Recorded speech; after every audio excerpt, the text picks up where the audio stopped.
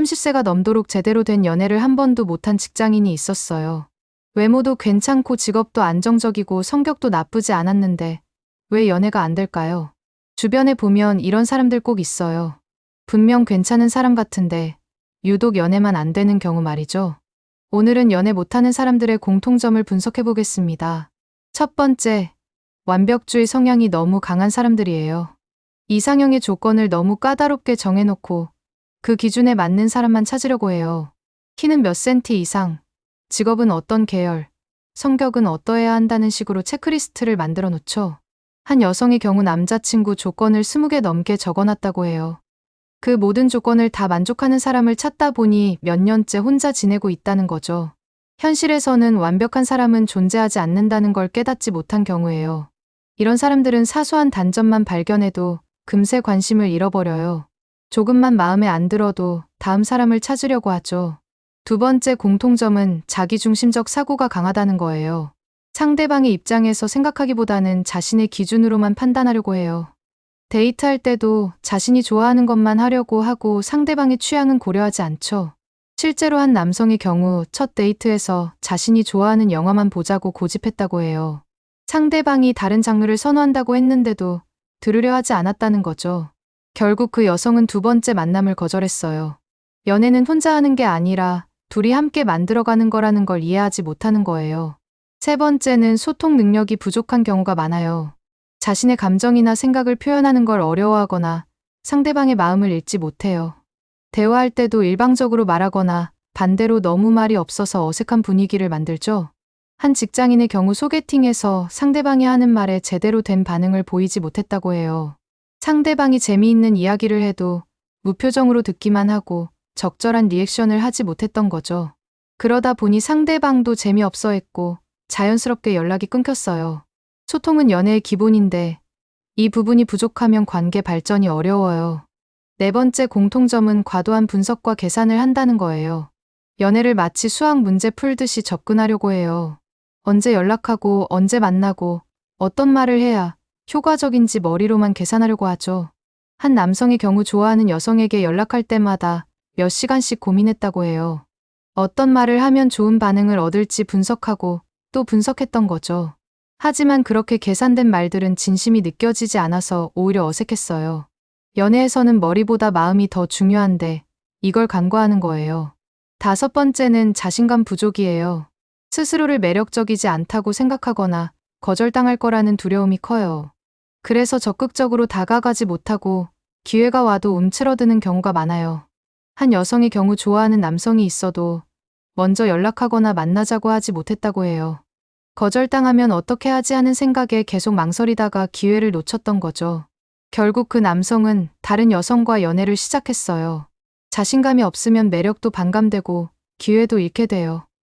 여섯 번째 공통점은 과거에 매몰되어 있는 경우가 많다는 거예요. 이전에 상처받은 경험 때문에 새로운 만남을 두려워하거나 전 연인과 계속 비교하려고 해요.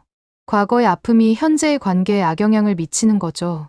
실제로 한 남성은 전 여자친구가 바람을 피워서 헤어진 후 모든 여성을 의심하게 됐다고 해요. 새로운 사람을 만나도 계속 의심하고 감시하려고 해서 관계가 오래가지 못했던 거죠. 과거의 상처를 치유하지 못하고 그대로 안고 살아가는 경우예요. 일곱 번째는 외모나 스펙에만 의존하려는 성향이 강해요. 자신의 매력을 외적인 조건으로만 어필하려고 하고 내면적인 매력은 개발하지 않으려고 해요. 돈을 많이 벌거나 비싼 차를 사면 연애가 잘 될 거라고 생각하는 거죠. 한 직장인 남성의 경우 자신의 연봉과 차만 자랑하면서 데이트했다고 해요. 정작 자신의 취미나 가치관, 꿈 같은 건 이야기하지 않았던 거죠. 상대방은 물질적인 조건보다는 사람 자체에 관심이 있었는데 말이에요. 외적 조건은 첫인상은 좋게 만들 수 있지만 진짜 매력은 내면에서 나와요. 여덟 번째 공통점은 타이밍을 놓치는 경우가 많다는 거예요. 좋은 기회가 와도 망설이다가 놓치거나 너무 성급하게 행동해서 상대방을 부담스럽게 만들어요. 연애에서는 적절한 타이밍이 정말 중요한데 이 감각이 부족한 거예요. 한 여성의 경우 좋아하는 남성이 힘들어할 때 위로해주고 싶었는데 방법을 몰라서 그냥 지켜만 봤다고 해요. 나중에 그 남성이 다른 여성의 위로를 받고 그 사람과 가까워졌다는 걸 알게 됐죠. 기회는 있었는데 행동하지 못해서 놓친 경우예요. 9번째는 지나치게 이성적이고 감정 표현이 서툴러요. 모든 걸 논리적으로만 접근하려고 하고 감정적인 교감은 어색해해요.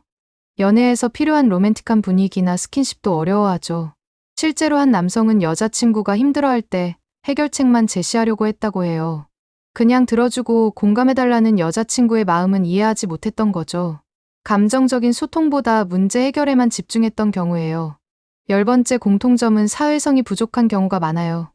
사람들과 어울리는 걸 어려워하거나 새로운 환경에 적응하지 못해요. 그러다 보니 자연스럽게 만날 기회 자체가 적어지는 거죠. 한 직장인의 경우 회사 외에는 사람들과 만날 기회가 전혀 없었다고 해요. 취미 활동도 혼자 하는 것만 좋아하고 모임이나 파티 같은 건 피했던 거죠. 그러다 보니 새로운 사람을 만날 기회가 없어서 연애도 할 수 없었어요. 11번째는 너무 수동적인 성향이에요. 모든 걸 상대방이 먼저 하기를 기다리고 자신은 반응만 하려고 해요. 연애는 서로의 노력이 필요한데 한쪽만 노력하면 오래갈 수 없어요. 한 여성의 경우 남자가 모든 걸 리드해주기를 원했다고 해요. 데이트 계획도 세우지 않고 대화도 상대방이 먼저 시작하기만 기다렸던 거죠. 그러다 보니 상대방도 지치게 되고 자연스럽게 관계가 끝났어요. 12번째 공통점은 현실 감각이 부족한 경우가 많아요. 드라마나 영화에서 본 것처럼 연애가 될 거라고 기대하거나 비현실적인 상황을 꿈꿔요.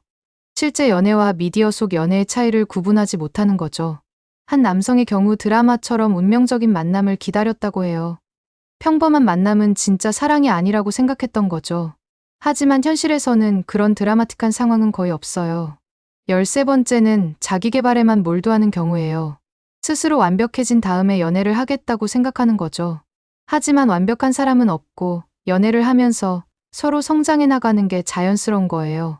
한 여성의 경우 자신이 더 성공하고 예뻐진 다음에 연애를 하겠다고 했다고 해요. 몇 년째 준비만 하고 있는데 정작 언제 준비가 끝날지는 모르겠다는 거죠. 연애는 완벽한 상태에서 시작하는 게 아니라는 걸 모르는 거예요. 14번째 공통점은 상대방을 이해하려는 노력이 부족해요. 자신의 기준으로만 판단하고 상대방이 왜 그런 행동을 하는지 생각해보지 않아요. 서로 다른 배경과 성격을 가진 사람이라는 걸 인정하지 못하는 거죠. 실제로 한 남성은 여자친구가 감정적으로 반응하는 걸 이해하지 못했다고 해요. 자신은 논리적으로 생각하는 타입인데 상대방은 감정 중심이었던 거죠. 서로의 차이를 인정하고 맞춰가려고 하지 않아서 계속 갈등이 생겼어요. 마지막으로 가장 큰 공통점은 연애를 너무 어렵게 생각한다는 거예요. 연애를 마치 어려운 시험이나 과제처럼 여기고 부담스러워해요. 자연스럽게 즐기면 되는 건데 너무 복잡하게 생각하는 거죠. 연애는 특별한 기술이 필요한 게 아니에요. 상대방에 대한 관심과 배려, 그리고 진심만 있으면 충분해요. 물론 이런 공통점들이 모든 사람에게 다 해당하는 건 아니에요. 개인차가 있고 상황에 따라 다를 수 있어요. 하지만 연애가 잘 안 된다면 이런 부분들을 한번 점검해보는 것도 좋을 것 같아요. 가장 중요한 건 자신을 있는 그대로 받아들이고 상대방도 그렇게 대하는 거예요. 완벽하지 않아도 괜찮고 서로의 부족한 부분을 채워가면 되는 거죠. 연애는 경쟁이 아니라 협력이에요. 함께 행복해지는 것이 목표라는 걸 잊지 마세요. 너무 조급해하지 말고 자신만의 속도로 천천히 나아가면 분명 좋은 인연을 만날 수 있을 거예요.